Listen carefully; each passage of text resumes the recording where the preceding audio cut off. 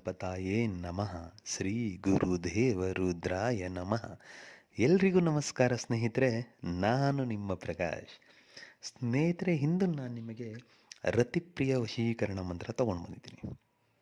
ಅದು ಹೇಗೆ ಮಾಡೋದು ಹೇಳ್ಕೊಡ್ತೀನಿ.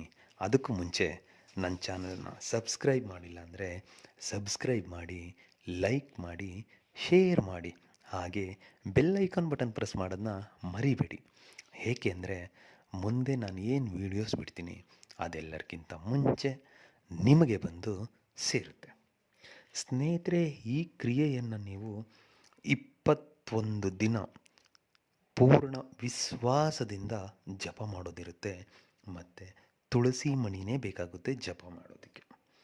ಈ ಕ್ರಿಯೆನ ನೀವು ಸೂರ್ಯ ಉದಯ ಆದ ಮೇಲೆ ಯಾವಾಗ ಬೇಕಿದ್ರೂ ಮಾಡ್ಬೋದು.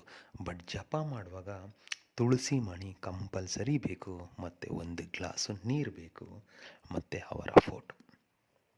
ಇಷ್ಟನ್ನು ಇಟ್ಕೊಂಡು ನೀವು ರೆಡಿಯಾಗಿ ಗುರುವಾರದ ದಿನ ಉತ್ತರ ದಿಕ್ಕಿಗೆ ಮುಖ ಮಾಡಿ ಕುಳಿತುಕೊಳ್ಳಿ. ನಿಮ್ಮ ಮುಂದೆ ಫೋಟೋ ಹಿಡಿ, ಫೋಟೋ ಫ್ಲಕ್ಕ 1 ಗ್ಲಾಸ್ ನೀರು ನೀಡಿ. ಇಷ್ಟನ್ನು ಇಟ್ಟು ನೀವು ರುದ್ರಾಕ್ಷಿ ಮಣಿಯಿಂದ ನಾನು ಏನು ಮಂತ್ರ ಕೊಡ್ತೀನೋ ಆ ಮಂತ್ರನ ತುಳಸಿ ಮಣಿಯಿಂದ ನಾನು ಏನು ಮಂತ್ರ ಕೊಡ್ತೀನೋ ಆ ಮಂತ್ರನ ಪಠನೆ ಮಾಡೋದಿರುತ್ತೆ. 21 ದಿನ ಮಾಡಬೇಕು ಪಠನೆ. ಪ್ರತಿನಿತ್ಯ 108 ಸಾಕು.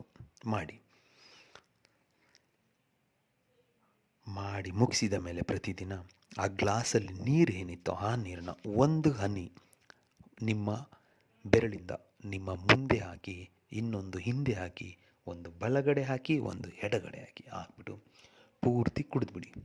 ಮಂತ್ರ ಪಠನೆ ಮಾಡುವಾಗ ಆ ಫೋಟೋ ನೋಡ್ತಾನೇ ಮಂತ್ರ ಪಠನೆ ಮಾಡಿ.